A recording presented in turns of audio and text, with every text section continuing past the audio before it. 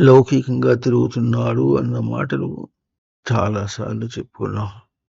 కానీ అక్కడ అది ఉనికి ప్రయోగము అన్న మాట మనం దర్శనం చేయాలి అంటే అసలు ఉనికి అంటే ఎట్లా ఉంటుందో తెలిస్తే అప్పుడు అక్కడ ప్రయోగం మనకు అర్థమవుతుంది. ఉనికి కుదురుగా ఉంటుంది అన్నాం అనుకోండి. మనం తిరుగాడే చోట కుదురుగా ఉంటే అప్పుడు కుదురుగా ఉండటం కోసమని ప్రయత్నం చేస్తే అప్పుడు మనం చేసేటటువంటి ప్రక్రియ స్పష్టమవుతుంది. అది మనకు తెలియదు. మనకు కుదిరెట తెలుస్తుంది. లోకంలో మనం అనుకున్నది జరిగితే మనకు సుఖమని, ఇంకా అంతకంటే చూడవలసింది అవసరం లేదని. ఉనికిని దర్శనం చేయటం ఎట్లా ఉంటుంది, దానిలో కూడా ఆ వీడియోలో ఒక ఇంగ్లీష్ సామెత చెప్పుకున్నాం. అది మనకు బాగా ఇక్కడ కూడా చెప్పుకొని తర్వాత మనం చేయడానికి పోదాం. Foolproof method of working అని చెప్పుకున్నాం.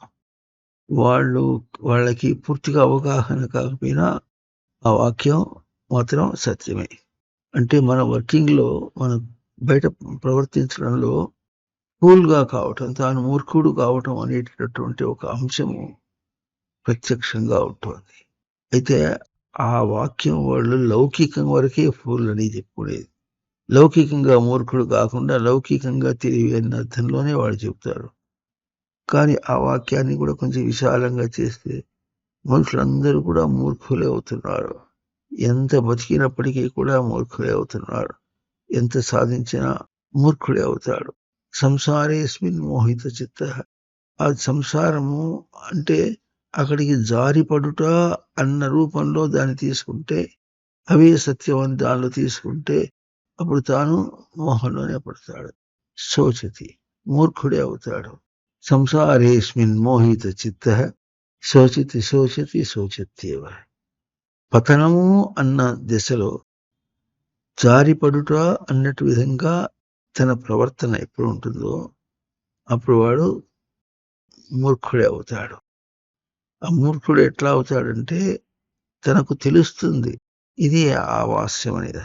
ఎట్లా తెలుస్తుందంటే తను ఏం చేశాడో, బుద్ధిగా ఏం చేశాడో, మనస్సుతో ఏం చేశాడో, ఎట్లా ప్రయోగం చేశాడో అవతలది సరిగ్గా బొమ్మ గీసినట్టుగా అట్లా చూపిస్తుంది. బొమ్మ గీసినట్టుగా చూపించినప్పటికీ కూడా గుర్తించలేడు మనిషి. ఎన్ని చెప్పినా ఏమీ లాభం లేదు.